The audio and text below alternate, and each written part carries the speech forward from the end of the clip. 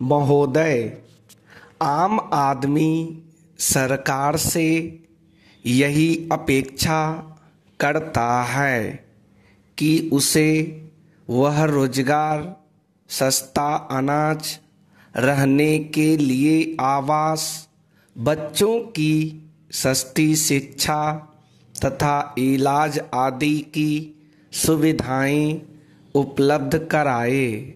जन सामान्य की इन मूलभूत आवश्यकताओं की ओर न तो केंद्र तथा न ही राज्य सरकारों द्वारा कोई ध्यान दिया जा रहा है।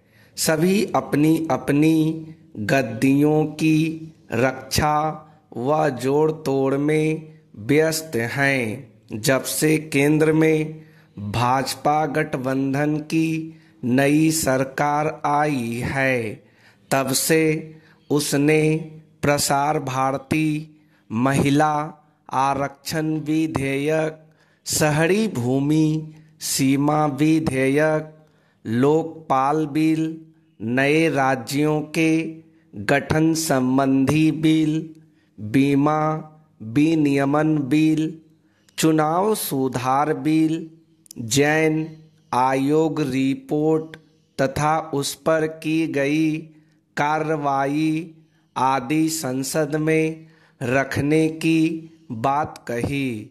लेकिन या तो इनमें से कुछ बिल रोक लिए गए या फिर वे सदन में हंगामे के कारण प्रस्तुत ही नहीं हो सके। सरकार रेल व आम बजट पास कराने में ही अब तक सफल हो पाई। अगर देखा जाए तो बढ़ती महंगाई की मार से त्रस्त आम आदमी की कमाई और घरेलू बजट में भारी खाई पैदा होती जा रही है तथा वह इसी चिंता से ग्रस्त है कि उसके परिवार के लिए 2 वक्त की रोटी का जुगाड़ किस तरह होगा। यह एक विडंबना ही है कि पिछले कुछ महीनों में निरंतर बढ़ती जा रही महंगाई की ओर हमारे सांसदों और मंत्रियों का ध्यान नहीं गया तथा न ही उन्होंने इस बारे में संसद में या अपनी जनसभाओं में कोई चर्चा की।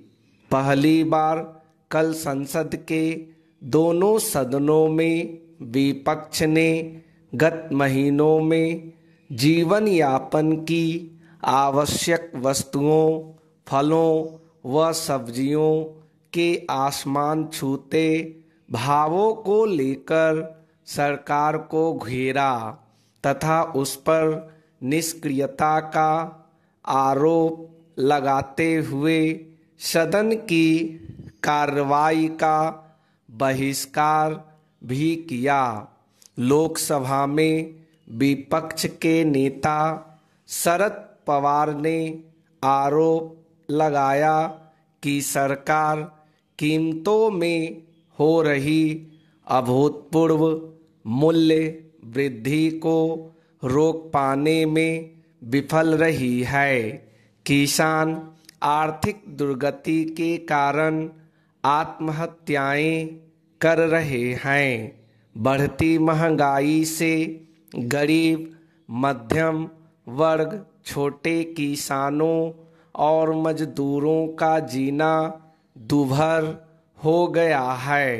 रामविलास पासवान ने कहा कि भाजपा गठबंधन सरकार ने भय, भूख और भ्रष्टाचार मिटाने का दावा किया था, लेकिन इस सरकार के शासनकाल में इन तीनों में ही वृद्धि हो रही है। लोकसभा में इस मामले को लेकर शोरगुल, नारेबाजी तथा पक्ष व विपक्ष में नोक झोंक भी हुई।